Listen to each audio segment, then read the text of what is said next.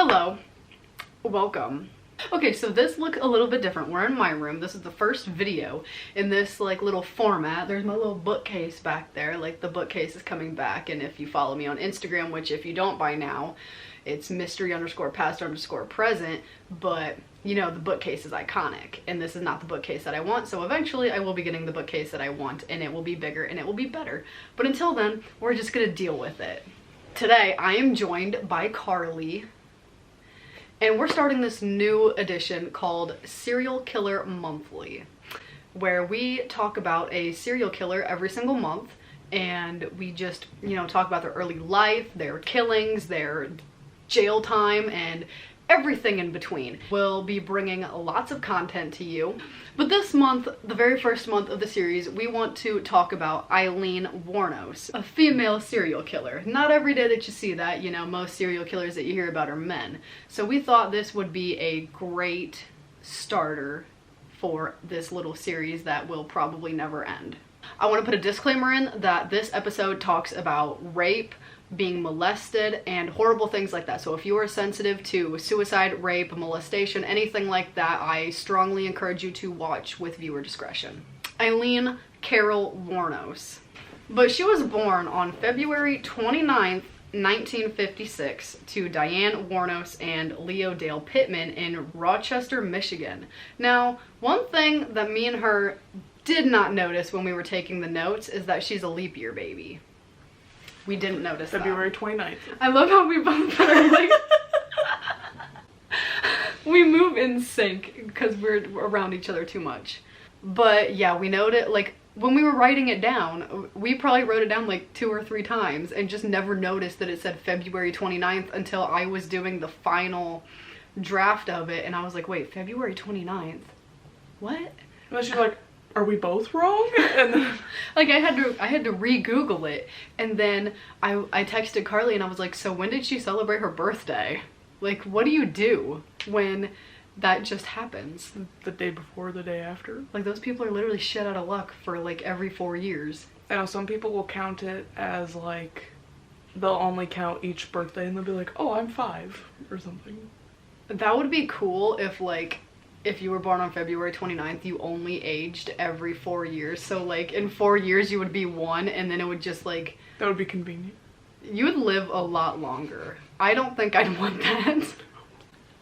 Not in this economy. Her parents separated before she was born. She never really knew her dad. She had an older brother named Keith Wuornos, and he was born in March 1955. And she was born in 56, so they're like a year apart. Aileen had a really troubled childhood, and her dad was in and out of prison her entire childhood, and he was incarcerated for sexual crimes against children a lot of the time, and he spent time in mental hospitals where he ended up being diagnosed with schizophrenia. Her dad ended up hanging himself in prison in January of 1969. In January of 1960, Eileen's mother dropped her and her brother off at their grandparents' house and never came back for them. And her grandparents didn't know that this was going to happen. They just thought they were going to spend the weekend there, and that's what the kids thought too, and then their mom just never came back for them. That is a shitty way to just be abandoned. Yeah. Like, that trauma, just trauma. And Aileen was only 4 at the time, so that would have made her brother 5, so they weren't very old. And so they probably didn't understand it for quite a while. Like, where's mommy? Like, why isn't mommy coming back? Probably not. Her grandparents' names were Laurie and Britta, which I hope I'm pronouncing that correctly. Yeah. Her grandparents ended up adopting both of them like a few months later because their mom decided she was never going to come back. I feel like they made the right decision, instead of like, because they very well could have just put them up for adoption, like taken them somewhere, be like, I don't want to deal with this, like this isn't my problem. Yeah, it seemed like they were trying to be nice, but in the beginning. Mm-hmm. Eileen's grandma was an alcoholic and possibly abusive, but it was hard to really find anything as to if she was actually abusive or not. And her grandpa was abusive, and he would beat and rape Aileen all the time. Aileen claimed that from a very young age, her grandpa would have her stripped naked in front of him, and he would beat and molest her. And she also claimed at one point that she was having sex with her brother too, but we only saw that mentioned a couple times, so like there wasn't much detail into that part of it. At age 11, she began having sex in exchange for cigarettes and drugs and money. And her grandpa would invite his friends over and let them like molest and beat and rape Aileen as well. At age 14, Aileen ended up getting pregnant by one of her grandfather's friends, is supposedly what happened.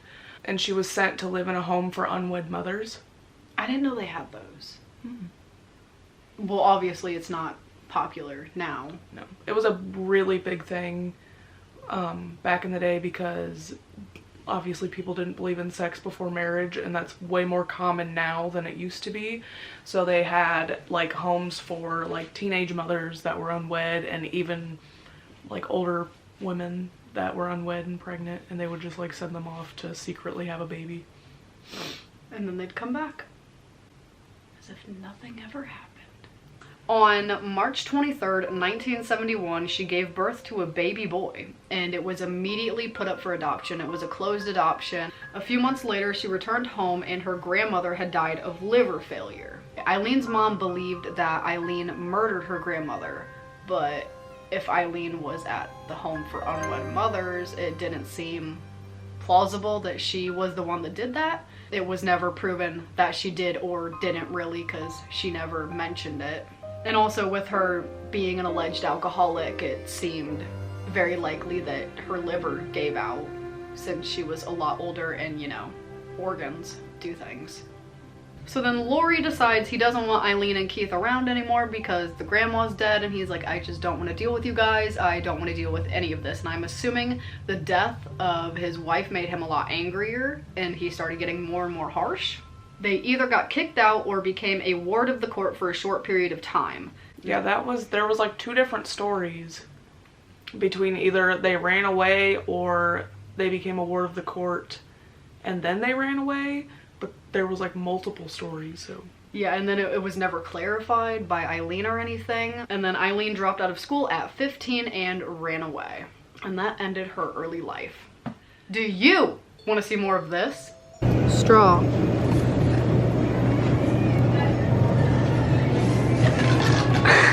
Right in the eye. Or this. But on my Sims? No. But not this. You're not gonna get naked. It is not an OnlyFans. Well, I encourage you to join our Patreon, where all of the things that didn't make it into videos that you watch right here on YouTube go into our Patreon. You will see things that we cannot post on YouTube because we will be demonetized because we are sick-minded humans. And you'll see us do lives together on FaceTime. You'll see us play Sims together. We'll play Mario Kart together. We will just be crackheads with you. So for a small fee every month of $3 at the basic package, you can join us.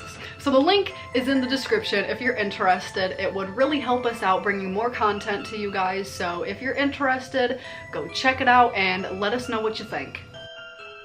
Okay, so the beginning of Aileen's criminal activity, she lived in the woods and used prostitution as her source of income to support herself, which she ended up doing a lot in her life. On May 27th, 1974, when she was 18 years old, she got arrested for disorderly conduct, a DUI, and firing a .22 caliber pistol from a moving vehicle in Jefferson City, Colorado. Why did that not want to come out of my mouth?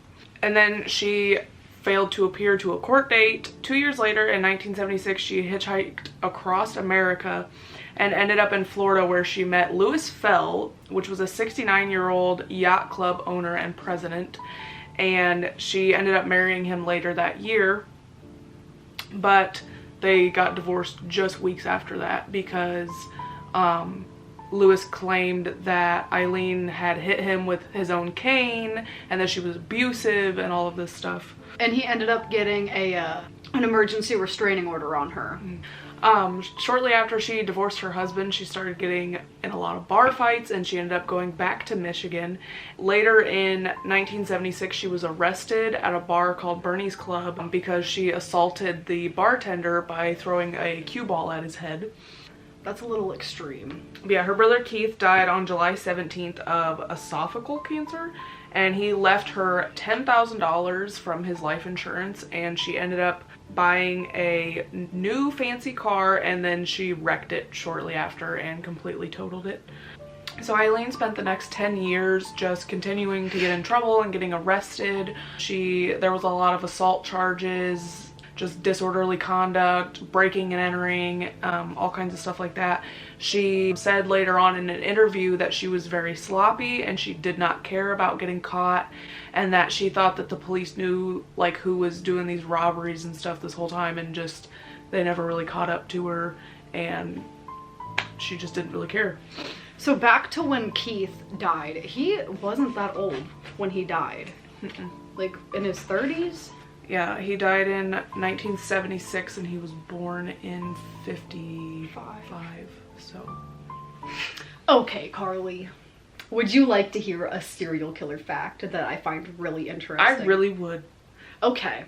The most common killing methods of serial killers are strangulation and shooting. My eye's twitching. Oh, that's actually, they say that strangulation is the last thing that happens before a homicide in like a domestic violence situation. Really? Yikes. Like Carly said, in the next 10 years she spent getting in a lot of trouble, just like petty crimes. They're not petty crimes, they're like, I almost said arson. Oh my god. What's the word? Just like assaults and like petty theft and stuff like that. So I found all of them and I put them into a small list that I'm just gonna read off really quick. In August 1976, she got a 105 ticket for drunk driving, and that was in the fancy car that she bought and then ended up wrecking. That was related to that. On May 20th, 1981, she was arrested in Edgewater, Florida for armed robbery of a convenience store. She stole $35 and 2 packs of cigarettes. She was sentenced to prison on May 4th of 1982. And then she got released June 30th, 1983. So a little over a year she was in prison for that. On May 1st, 1984, she was arrested in Key West for attempting to cash forged checks. On November 30th, 1985 in Pasco County, she was named a suspect in the theft of a revolver and ammunition. On January 4th, 1986, she was arrested in Miami, charged with theft of a car, resisting arrest, and giving authorities her aunt's information. So she like impersonated her aunt to try to get herself out of trouble. There was a .38 caliber revolver and a box of ammo found in the car. On June 2nd, 1986, Volusia County, she was detained for questioning after a male companion accused her of pulling a gun in his car and demanding $200. They found ammo and a .22 pistol under the passenger seat. And then between the ages of 14 and 22, she had attempted suicide 6 times. And at 22, she shot herself in the stomach. But lived, obviously. Hello, twisted humans. Do you find yourself wanting to know more about the latest murder, conspiracy, cult, or haunting? Then this is the podcast for you. In 1952, there was a record high of UFOs reported. 1,500 sightings. There has been evidence of human sacrifice, devil worship, and it is haunted by more spirits than can be counted. A family of 2 adults and 2 kids reportedly saw a giant flying thing with glowing red eyes. And meanwhile, the family's nanny that helped Veronica to care for her and Lucian's children was found bludgeoned to death in the basement of their family home. I'm Alicia. And I'm Sierra, and this is Twisted and Uncorked. In January of 1986, Aileen met a woman named Tyra or Tyria. Everything I heard said Tyra, but it's spelled like Tyria, but they called her Ty. So Ty Moore. They met at a gay bar called the Zodiac in Daytona Beach, Florida. Ty was a hotel maid. This was Aileen was 30 at the time. They had an instant connection and they moved in together almost immediately. Aileen supported them through her prostitution and Ty was still a hotel maid. Anytime Aileen would get in trouble for something, Ty would come in and testify and say that like she was an innocent bystander and like Aileen didn't do anything wrong, so that Aileen wouldn't get in trouble for things. July 4th, 1987 at Daytona Beach, Ty and Aileen were detained for questioning. They were being accused of assault and battery with a beer bottle. Going into the murders now, she murdered 7 men within a 12-month period. So all of her killings happened within 1 year. Yeah. All of her victims were between the ages of 40 and 65, and they were all men. The first victim was Richard Charles Mallory. He was 51 years old, and he was murdered November 30th, 1989. He was an electric store owner in Clearwater, Florida. She claimed that she murdered him in self-defense. She said he tried to beat and rape her because he took her to a really secluded area for services. And he was previously convicted for attempted rape in Maryland. His car was found 2 days after the murder. His body was found on December 13th, several miles away in a wooded area, and he was shot several times. They ruled the cause of death 2 bullets to the left lung. Her second victim's name was David Andrew Spears, and he was 47. He was declared missing on May 19th of 1990. He was a construction worker in Winter Garden. On July 1st, 1990, his naked body was found along U.S.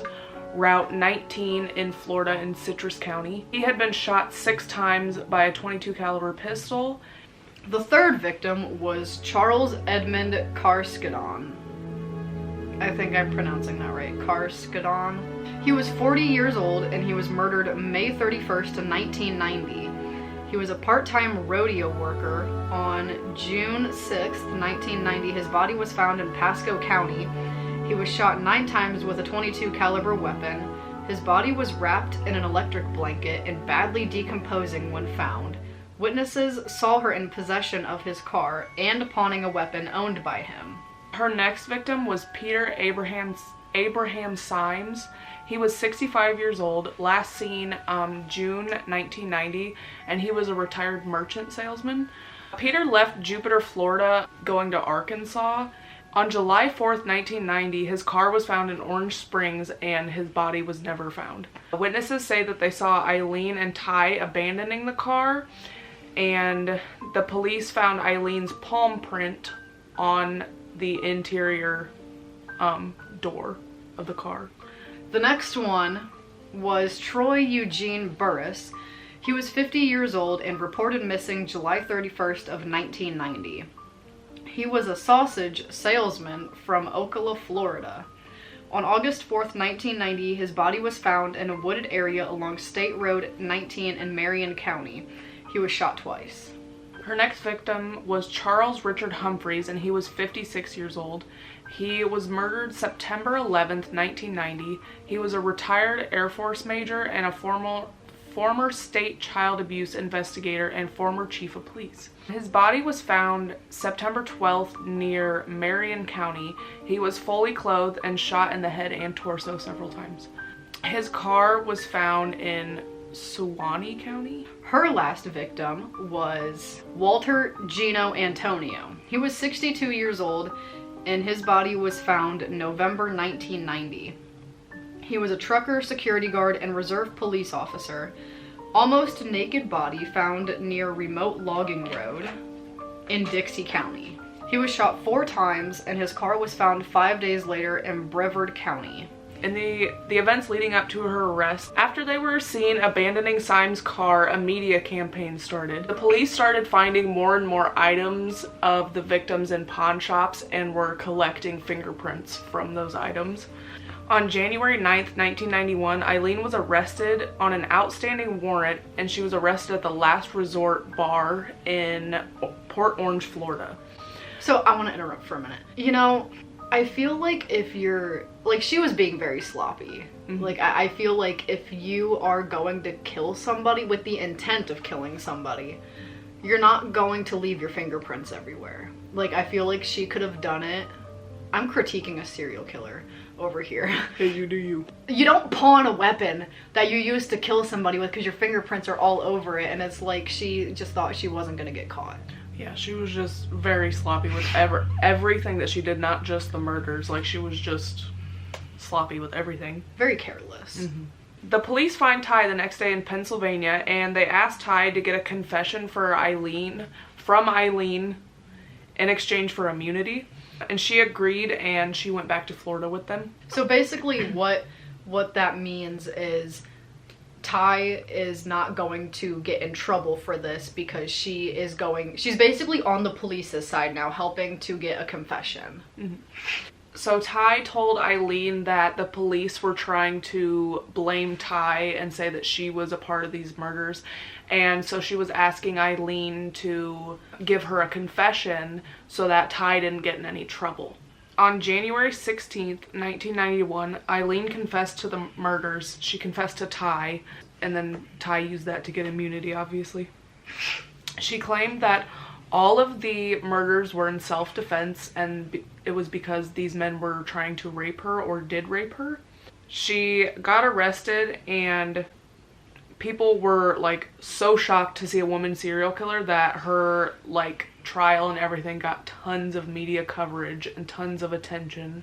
I'm pretty sure she was, like, the first woman serial killer that, like, had, like, the national news, like, involved. Everybody knew about it from that time. Because, like, it's just not something you see. Then come the murder trials. Her first conviction was on January 27th, 1992 for Mallory.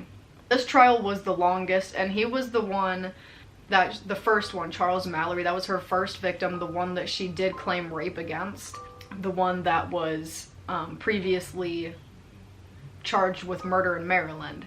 Aileen wanted a mental evaluation done so she could plead insanity, but was denied by the judge.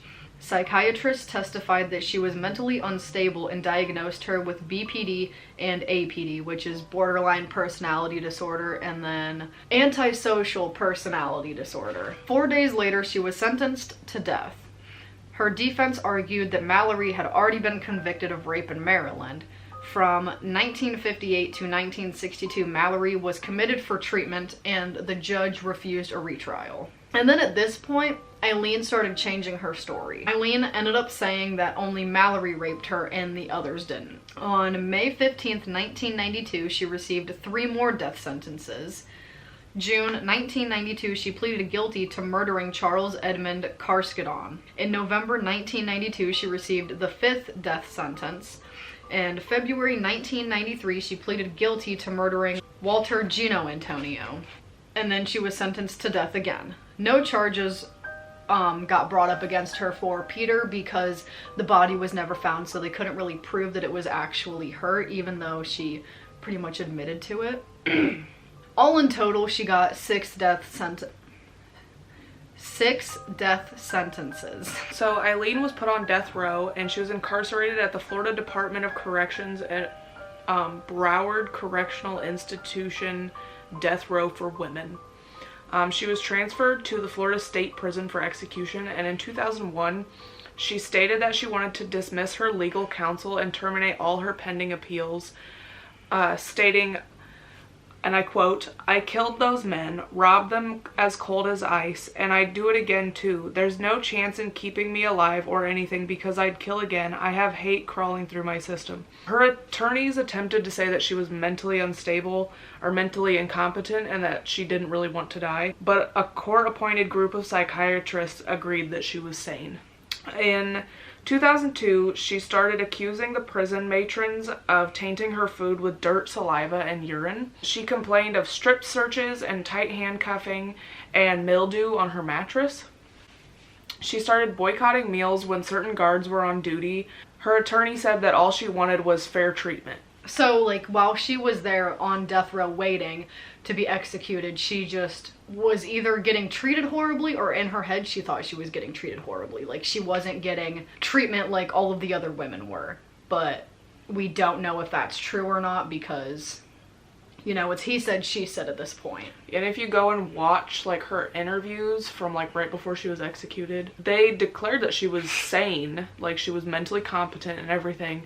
But like some of the things that she says in those interviews just makes you wonder.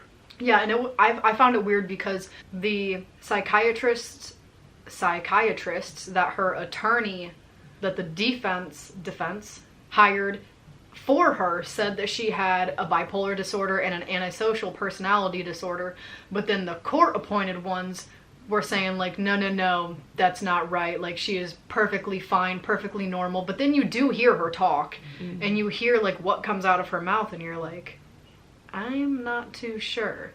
It's not like if she would have went into a doctor's office, like say she hadn't killed all of these people, if she would have went to a doctor's office and got an evaluation, it seems like she probably would have been diagnosed with something. Probably. But just because this was in the court and she had murdered people, they were probably trying to do everything in their favor to just execute her. And seeing how she, like, her childhood and everything, it would make sense that she's got some sort of mental illness of, like, obviously there would be something there from that. Yeah, because, like, just think about, like, being, you know, molested by people in your family and, like, having your mother just abandon you, having a baby all by yourself, probably alone and scared at the ripe age of, like, 14 or 15. Like, that would be traumatizing. Yeah.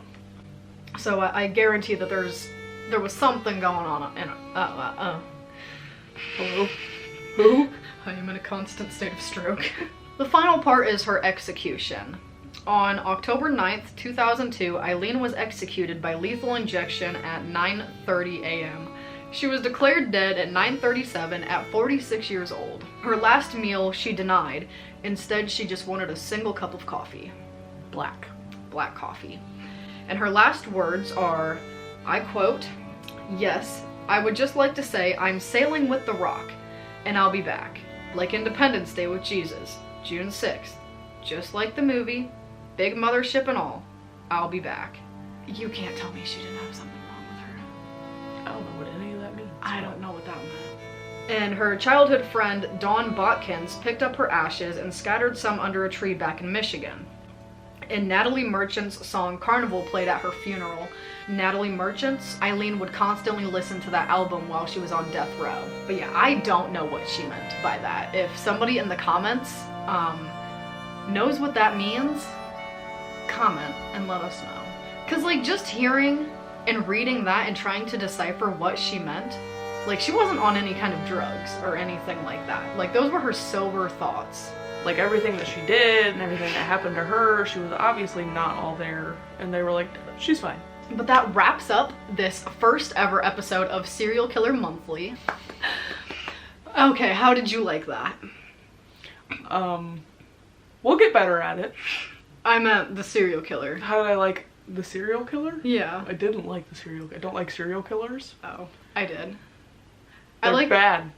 Bad. Don't kill people. Right. But the stories are interesting, so I do find Eileen's story interesting. There is a movie about her called Monster, and it's really good. It's dramatized, obviously, because it's a movie, but yeah, her story's pretty interesting. It's really sad. But like and comment and subscribe if you liked this. There will be one every single month because it's called Serial Killer Monthly. Do you want to tell them who we're doing next, or should we just leave it as a surprise?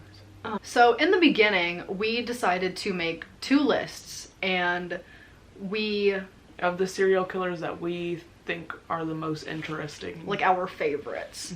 And Carly chose Aileen, and the next is mine. We should like drop a few hints and see if they'll guess them in the comments. The next serial killer we're doing, we'll play a little game. If you can guess it in the comments, I will give you a cookie or something.